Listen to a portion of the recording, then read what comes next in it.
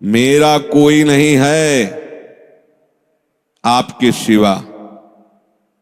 तो जो जो आपने अपना मान रखा वो सब वो घसीट लेंगे, क्योंकि वो कर तुम अकर तुम मन था कर तुम सर्व समर्थ है। दो प्रकार से, या अंदर से विवेक से वैराग्य प्रकट करके, या बाहर से राग ही हटा लेंगे। वो जगह नहीं रखेंगे जिसे आप अपना कह रहे हो। तैयार रहना।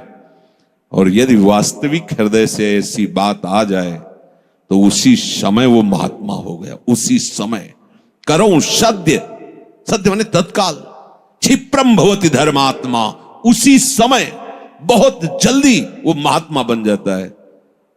कितना सुंदर सिद्धांत है। रहो न कबहू कतहू कछु मेरो अपनो काम। अब अपने लिए कोई कार्य नहीं रह गया है। अपने लिए कितना कार्य था कि संसार में कोई हमारा न रह जाए। लोग रोते हैं इस बात का कि हमें संसार में कोई प्यार नहीं करता, कोई अपना नहीं। तो यही तो सिद्धि है। आओ इधर, हमारे मार्ग में ये लाभ है कि कोई हमें प्यार न करे।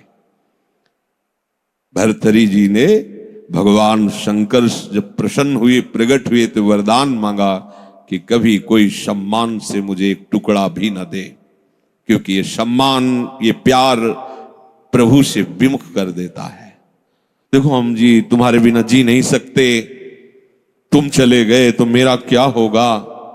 अब वो उसकी बात में ही समझो तुम्हें कितना प्यार कर रहा है। वो क्या कह रहा है? तुम चले गए तो मेरा क्या होगा। ये प्यार है। क्या सोच रहा है वो? मेरा क्या होगा। बस पकड़ लो, कोई तुम्हारा नहीं। कोई तुम्हें जो बहुत प्यार करता हो उसकी बात सुनना, उसमें आप अगर विवेक जागृत है तो उसमें गंध मिलेगी केवल स्वार्थ की, केवल स्वार्थ की। कहीं किसी कोने में तुम्हें प्यार नहीं मिलेगा। पूरी प्यार की जो स्वांग भरी वृत्ति है उसमें केवल स्वार्थ नृत्य कर रहा होगा, केवल वासना नृत्य कर रही होगी, केवल कामना का तांडव होगा। बस विवेक से देखना। अगर विवेक नहीं तो सब फंसे हुए तो उसी में है। प्रभु कह रहे हैं कि जब साधक भगवद आश्रय नहीं लेता तो कहीं ना कहीं उसके हृदय में भोक्ताव करता भाव बना रहता है, अहंकार के कारण। फिर वो विषयों का चिंतन करता है। बहुत ध्यान देने योग्य बात है।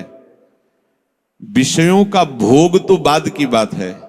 हमारी दुर्गति का प्रधान कारण विषय चिंतन है। इसीलिए भगवान ने कहा है कि जो मेरा चिंतन करता है निरंतर, उसके लिए मैं सुलभ हो जाता हूं। अनन्य चेता सततम यो माम स्मरति नित्य साहा तस्याहम सुलभा पार्थ। मैं उसके लिए सुलभ हो जाता हूं। अब यहां ध्यान देना है कि विषय क्रिया नहीं हुई, लेकिन केवल चिंतन आपके हृदय को बर्बाद कर देगा। इसीलिए कहा गया कि एक क्षण भी भगवत चिंतन छूटा तो हानि हो गई। ऐसे संस्कार गलत अंदर डाल देगा, वो जलाते रहेंगे। मन जो है ना, ऐसी स्थिति पैदा कर देगा कि ये ज्ञान विज्ञान आपकी समझ में ही नहीं आएगा। ध्यायतु विषयान पुंसः। प्रभु का आश्रय ना लेने के कारण, प्रभु के परायण ना होने के कारण, निरंतर भगवत चिंतन ना होने के कारण जो अंतर होता है वो विषय चिंतन होता है। ध्यान देना। दीर्घकाल निरंतर सत्कार सेवितो दृढ़ भूमि। जब दीर्घकाल तक निरंतर भगवत चिंतन का अभ्यास किया जाता है तो दृढ़ भूमि वो इतना पक्का हो जाता है कि फिर आप छोड़ना भी चाहो तो नहीं छोड़ सकते। जैसे विषयी पुरुष भले कहीं भागवतिक स्थान में भी बैठा हो पर वो अपना ही दृश्य देखेगा, अपना ही चिंतन करेगा। ऐसे भागवतिक पुरुष भले ही वो विषय प्रपंच में बैठा हो लेकिन वो अपना ही दृश्य देखेगा, अपना ही चिंतन करेगा। तो जो भगवत परायण नहीं होते, प्रभु का निरंतर चिंतन नहीं करते, उनका विषय चिंतन ही होता है। वो विषय चिंतन ही करता है ऐसा नहीं कह रहे। स्वाभाविक होता है विषय चिंतन उससे, क्योंकि भगवत परायण नहीं है, निरंतर भगवत भजन का अभ्यास नहीं किया तो होगा क्या? विषयों को भोगता रहा है। उसी कर्तृत्व भोक्तत्व भाव का चिंतन होता रहता है। ये बहुत खतरनाक स्थिति, प्रायः इसी स्थिति में पूरा संसार है।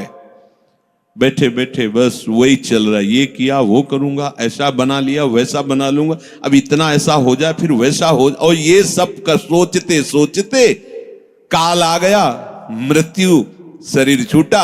अब जो सोच रहा था, जो सोचा उसके परिणाम से दूसरी योनि मिली, बस यही चक्र चल रहा है। जब ये प्रभु का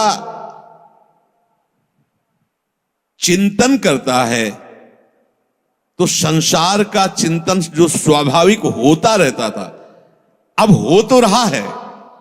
देखो ना, जैसे हम नाम जप करते हैं, भगवत चिंतन की चेष्टा करते हैं तो बड़ी जोर से गंदगी आती है।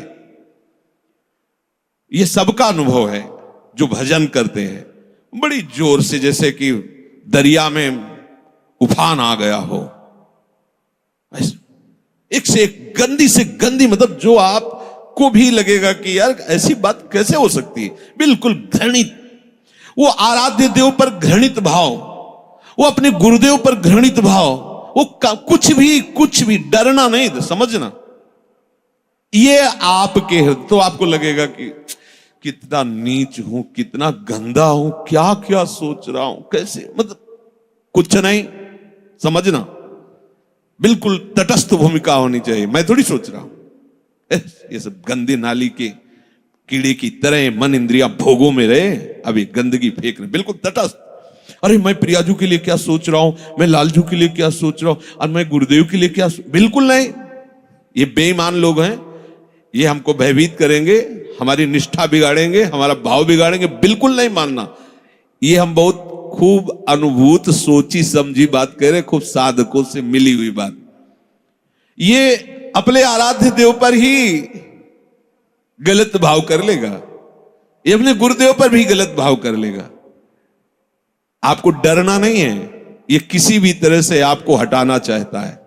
जहां आप भगवत चिंतन में लगे, अब भगवत चिंतन आपके हृदय में आए हुए या बसे हुए या पुराने संस्कार सब मिटाएगा। बिल्कुल आपको चिंता नहीं करनी, बस चलने दो, नाम कीर्तन, नाम जप, मंत्र जप, वाणी चिंतन, चलने दो, सेवा। ये जितनी गंदगी, बस चुप रहो, देखते रहो, उबने की जरूरत नहीं, खिन्न नहीं होना, ना हर्षित होना है, दोनों बात समझ। खिन्न हो गए तो वो टिक जाएगा, ऐसा क्यों नहीं है, उसमें गंदगी जब धुलाई हो रही तो निकलेगी सब बाहर, शांत एकदम। बहुत गंभीर होना चाहिए उपासक, इस स्थिति वाले को एकदम घबराना नहीं चाहिए। वो फिर अच्छी बातें भी डालता है जो संसार में सुखद मानी जाती है, उसमें आपको हर्षित नहीं होना, तटस्थ। यहां तक कि वो भागवतिक बातें भी डालेगा तो आपको भी गंभीर रहना है, क्योंकि वो थोड़ी देर जब समझ गया कि ये भागवतिक बात को सुनता है, तो जहां भागवतिक बात दी आप सुनने लगे तो अपनी पेशगी कर देगा, आप समझ ही नहीं पाओगे, दस्तखत करवा लेगा। बहुत चतुर है, इसीलिए सबसे बड़ा चतुर सृष्टि में कौन है, रामाय भजते चतुर नर, उसे सुजान कहा गया है, क्योंकि इन सब चतुरों को भी काबू में करने की सामर्थ्य भगवान नाम जापक में है।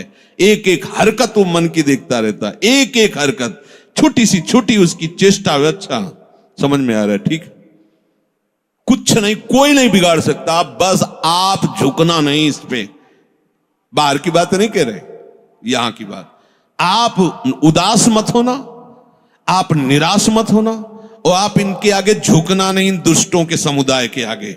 एक से एक पेशगी देंगे, आपको निराश करने की चेष्टा करेंगे, आपको ऐसा कर देंगे कि लगेगा भी इस भोग के बिना तो हम जी नहीं सकते, अब ये भोग भोग ले, फिर भगवान मिले या ना मिले। झुकना मत इनके आगे, ये दुष्ट प्रवृत्तियां आपको रौंदने की चेष्टा कर, और आप तभी नहीं झुकेंगे जब मत परायणा भगवदास। अगर भगवदास तरेरी तो बातें बोलते रहो, कुछ नहीं होने वाला, वो अपने आप वहीं आपको आकर्षित कर लेंगे। तो जो भगवद आश्रय छोड़ चुका है और संसार का आश्रय लिए है, तो चाहे जितनी चतुराई करे, संसार का ही चिंतन होगा। और संसार का चिंतन है विषयों का चिंतन, और विषयों का चिंतन है दुर्गति। स्पष्ट समझ लीजिए, क्योंकि विषय चिंतन में राग प्रियता आसक्ति पैदा होती है। जैसे विषय चिंतन होता है तो उस विषय चिंतन के प्रति राग होता है, प्रियता होती है। अगर ये वस्तु मिल जाती आज खाने को, ये भोगने को, ये देखने को, ये सुनने को, मजा आ जाता, आनंद आ जाता। ऐसा राग, प्रियता और आसक्ति और विषय सेवन की ललक अब रहा नहीं जा रहा। ये कब शुरू हुआ? विषय चिंतन से। ध्यान रखना, ध्यायतो विषयान पुंसः संगस्तेषुपजायते। विषयों का ध्यान करने से, चिंतन करने से विषय संग अर्थात आसक्ति उसके हृदय में प्रकट होती है। अब तो रहा नहीं जा रहा, अब वो भटक रहा है, क्या करूं, कैसे करूं, कहां वो पाऊं, ललक रहा है अंदर। बड़ी दुर्गति की ये स्थिति होती है। प्रायः हर साधक इस आग से जल करके आगे निकलता है। आग बुझाने की चेष्टा मत करना। इसमें अगर आपने थोड़ी भी बैलेंस बनाने की कोशिश की तो मार्ग छूट जाएगा। इस आग से ही निकलना है, पक्का तय करो। आग को बुझा करके निकलना है, कभी नहीं, निकल ही नहीं सकते। और जब आप इस आग में कूदोगे तो ये आग जलाएगी नहीं, चंदन हो जाएगी। बाहर से तुम्हें लपटें दिखाई देंगी और जब अंदर प्रवेश करोगे कि हे प्रभु आपके लिए मैं जलूंगा, तो कहीं भी धुआं भी प्रवेश नहीं हुआ विभीषण के घर में। पूरी लंका राख हो गई, एक विभीषण कर गृह नाय। पूरा संसार जल रहा है, कामाग्नि, क्रोधाग्नि, लोभ, लेकिन भक्तों के हृदय में उसका धुआं भी प्रवेश नहीं करता, क्योंकि वहां भगवान का आश्रय है। विषयों का सेवन शरीर से भी ज्यादा घातक है मानसिक सेवन। समझना, साधक क्या समझता है कि मैंने कोई क्रिया तो की नहीं, अच्छा बहुत चतुर है, मानसिक पाप लगता नहीं। कलिकर एक पुनीत प्रतापा, मानस पुण्य होए और नहीं पापा। ओ बैठे बैठे बस, गलत बात समझिए। शारीरिक सेवन से ज्यादा गंदगी पैदा होती मानसिक चिंतन से। शारीरिक सेवन से उतना सुखासक्ति नहीं पैदा होती जितनी मानसिक चिंतन से। देखना खुद, जब ये मन आपको किसी भोग के लिए आकर्षित कर रहा हो तब देखना कैसा वो सुख देता है, और जब आप उसी भोग को भोग रहे होंगे तब देखना फिर लगता है कि वो तो जो चिंतन में था वो तो समझो शारीरिक क्रिया से ज्यादा घातक मलिनता पैदा करता है मानसिक भोगों का संयोग। उसमें विषयों की विशेष आसक्ति पैदा हो जाती है। वो ऐसी प्रियता होती कि बार बार हृदय को चूर चूर करती रहती है। तब देखो ना संसारिक पुरुषों को, देखो ना, अब वो विषय सेवन करे चाहे ना करे, विषय राग उसका नाश कर चुका। ये बहुत समझने की बात है